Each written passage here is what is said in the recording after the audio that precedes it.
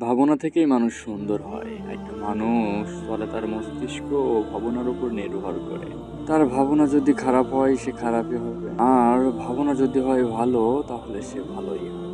আর এই সব কিছু শেষে যদি উপলব্ধি করতে পারে যে তার কাজটা কত মহান, কত ভালো, তাহলেই তো তার ভিতরে তৃপ্তি অনুভব করতে পারে। এজন্য যাই করুন সেটা সম্পর্কে জানুন, বুঝুন, দেখবেন প্রতিটা জিনিস, প্রতিটা দায়িত্ব, কর্তব্যর আস্বাদন করতে পারবেন।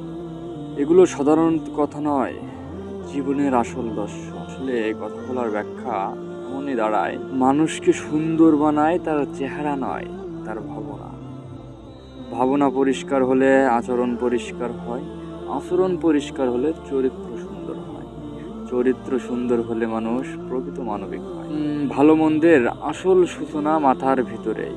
মস্তিষ্কে যদি ভালো চিন্তা ঢোকে, আচরণ ভালো হবে। মস্তিষ্কে যদি খারাপ চিন্তা ঢোকে, মানুষ অন্ধকারে ডুবে যাবে। তাই নিজের চিন্তাকে ঠিক রাখা, এটাই মানুষকে নিয়ন্ত্রণ করে। উপলব্ধি ছাড়া কোনো কাজের মূল্য বোঝা যায় না। আপনি যতই ভালো কাজ করেন, আপনি কখনো সেই কাজ যদি উপলব্ধি না করতে পারেন, তার মূল্য কিন্তু আপনি বুঝতে পারবেন না। কেউ দান করলো কিন্তু বুঝলো না এর মাহাত্ম্য, তাহলে সে কি শুধু জিনিস দিল? অন্যদিকে কেউ অল্প দিয়েও যদি জানতে পারে এর মূল্য, এর বরকত, এর উদ্দেশ্য, কেন দিল, তাহলেই সে তৃপ্তি পায়, শান্তি পায়, বড় হয়। দায়িত্ব ও কর্তব্য এগুলো চাপ নয়, এগুলো স্বাদের জিনিস।